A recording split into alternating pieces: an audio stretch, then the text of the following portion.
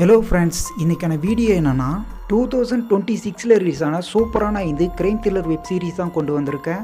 கொலை நடக்குது, அதை போலீஸ் எப்படி கண்டுபிடிக்கிறாங்க அப்படிங்கிறது தான் இந்த சீரீஸோட கதை. இந்த சீரீஸில் வர கிளைமேக்ஸ் ட்விஸ்டெல்லாம் ரொம்பவும் இன்ட்ரெஸ்டிங்காக இருக்கும். இந்த மாதிரி புதுசாக ரிலீஸ் ஆன கிரைம் த்ரில்லர் மூவிஸ்லாம் பார்க்கணுன்னு நினச்சிங்கன்னா நம்ம சேனலை சப்ஸ்கிரைப் பண்ணி வச்சுங்க. அப்படியே இந்த வீடியோவுக்கு ஒரு லைக்கை போட்டு சரி வாங்க அந்த 5 சீரீஸ் என்னன்னு சொல்லிட்டு பார்த்துடலாம். நாம ஃபர்ஸ்டா பார்க்கக்கூடிய வெப் சீரிஸ் தடயம். இதுல சமுத்திரகனி எஸ்ஐயாவும் சௌதா இன்ஸ்பெக்டராகவும் நடிச்சிருக்காங்க. இதோட ஒன்லைன் ஸ்டோரி என்னன்னு சொல்லிட்டு பார்த்துடலாம். ஒரு இடத்துல மர்மமான குற்றம் நடக்குது. அங்க வந்து பார்க்குற போலீஸ்க்கு ஆரம்பத்துல ஒண்ணுமே புரிய மாட்டேங்குது. எந்த ஒரு ஆதாரமும் அவங்களுக்கு கிடைக்கல. கேஸ் அப்படியே நிக்குது. அந்த நேரத்துல தான் இந்த கேஸை விசாரிக்க புதுசா ஒரு ஆபீசர் வராரு. அவரு ரொம்ப நுணுக்கமா தேடி அங்கிருந்து ஒரே ஒரு சின்ன தடயத்தை மட்டும் கண்டுபிடிக்கிறாரு. அந்த ஒரு சின்ன விஷயம் மொத்த கேஸையும் அப்படியே தலைகீழா மாத்துது. அடுத்தடுத்து என்ன நடக்கும்னு நம்மளை யோசிக்க வைக்கிற அளவுக்கு ஒவ்வொரு எபிசோடும் ரொம்பவும் விறுவிறுப்பா போகுது. தேவையில்லாத சீன் எதுவும் இல்லாம ரொம்ப நேர்த்தியா ரொம்ப வேகமா கொண்டு போயிருக்காங்க. போலீஸா நடிச்சவங்களும் சரி மற்றவங்களும் சரி ரொம்பவும் யதார்த்தமா நடிச்சிருக்காங்க. நடுவுல ஒரு சில இடங்கள்ல கதை கொஞ்சம் ஸ்லோவா போற மாதிரி இருக்கும். ஆனா அடுத்த சீன்லயே ஒரு பெரிய ட்விஸ்ட்டை வச்சு நம்மளை அசைத்திடுறாங்க. உங்களுக்கு போலீஸ் இன்வெஸ்டிகேஷன் கதைகள் பிடிக்கும்னா இந்த தடயம் சீரீஸை நீங்க கண்டிப்பா பார்க்கலாம். இந்த சீரீஸ் யாராச்சும் பார்த்துட்டு இருந்தீங்கன்னா எப்படி இருந்துச்சுன்னு சொல்லிட்டு கமெண்ட் பாக்ஸ்ல சொல்லிட்டு போங்க. இந்த சீரீஸை பார்க்கணும்னு நினைச்சீங்கன்னா ZEE5ல அவைலபிள்ல இருக்கு. நாம ரெண்டாவதா பார்க்கக்கூடிய சீரீஸ் தான் வாரண்ட். ஏற்கனவே வந்த விலங்கு வெப் சீரிஸோட யூனிவர்ஸ்ல வந்தது தான் இந்த கதை தான் இது. அதோட ஒன்லைன் ஸ்டோரி என்னன்னு சொல்லிட்டு பார்த்துடலாம். கோட்டை கருப்பசாமி அப்படின்னு ஒரு போலீஸ் கான்ஸ்டபிள் இருக்காரு. அவரு ரொம்பவும் சாதுவான குணம் கொண்டவர். இதனால கூட வேலை பார்க்குற மற்ற போலீஸ்காரங்க அவரை ரொம்பவும் கிண்டல் பண்றாங்க, மதிக்க மாட்டேன்றாங்க. இப்படி எல்லாராலையும் அவமானப்படுற நம்ம ஹீரோவுக்கு பழைய வாரண்ட் கேஸ்களை கண்டுபிடிக்கிற வேலை கிடைக்குது. அப்படி அவர் கேஸை விசாரிக்கும் போது அங்க ஒரு லாக்அப் மரணம் நடக்குது. அதுக்கப்புறம் அந்த சாதுவான கான்ஸ்டபிள் எப்படி ஒரு மிருகத்தனமா மாறுறாரு, அந்த கேஸை எப்படி எதிர்கொள்றாரு அப்படிங்கிறது தான் இந்த சீரீஸோட கதை. ஒரு சாதாரண போலீஸ்காரனவங்களோட கஷ்டங்களையும் நிஜ வாழ்க்கையில போலீஸ் ஸ்டேஷன் எப்படி இருக்கும்னு அப்படியே ரியலிஸ்டிக்கா காட்டியிருக்காங்க.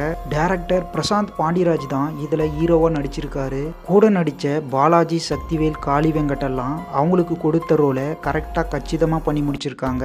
கதையோட விறுவிறுப்பை மெயின்டைன் பண்ண பிஜிஎம் ஒரு பெரிய ஹெல்ப் பண்ணிருக்கு. இந்த சீரியஸ் மொத்தம் 8 எபிசோடு தான் இருக்கு. உங்களுக்கு இந்த விலங்கு வெப் சீரிஸ் பிடிச்சிருந்தா கண்டிப்பா இந்த வாரண்ட் வெப் சீரிஸும் உங்களுக்கு பிடிக்கும். கொஞ்சம் பொறுமையா பார்த்தா இது ஒரு தரமான கிரைம் த்ரில்லர் அனுபவத்தை கொடுக்கும். உங்களில் யாராச்சும் இந்த வெப் சீரிஸை பார்த்துருந்தீங்கன்னா எப்படி இருந்துச்சுன்னு சொல்லிட்டு கமெண்ட் பாக்ஸ்ல சொல்லிட்டு போங்க. இந்த வெப் சீரிஸை பார்க்கணும்னு நினைச்சீங்கன்னா ZEE5ல அவைலபிள்ல இருக்கு. மூணாவதா பார்க்கக்கூடிய வெப் சீரிஸ் காக்கி சர்க்கஸ். கொஞ்சம் வித்தியாசமான கிரைம் காமெடி சீரீஸ். பொதுவாக திருடுங்க எல்லாம் ஜெயிலிருந்து தப்பிச்சு தான் ஓடுவாங்க.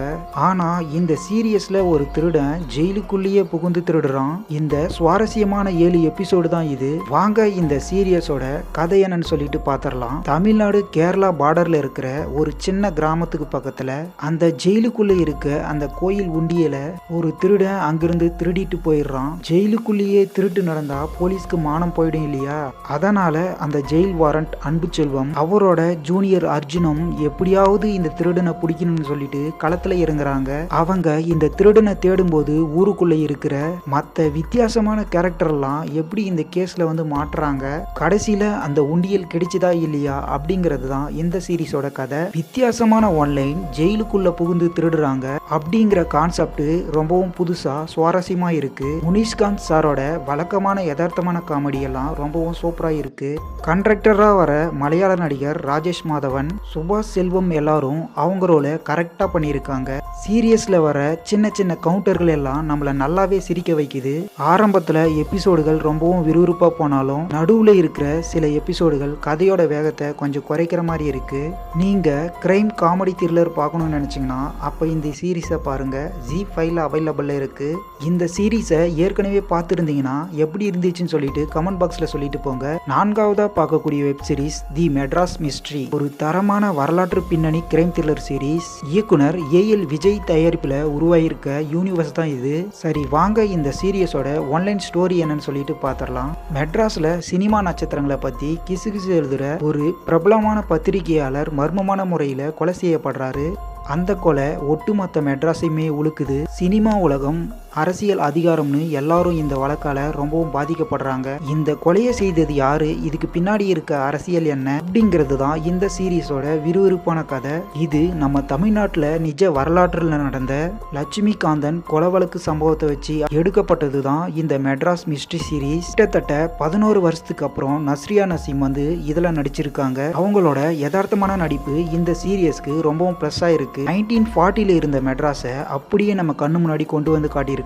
காஸ்டியூம் செட் டிசைன்ஸ் எல்லாம் ரொம்பவும் பிரமாதமா இருக்கு.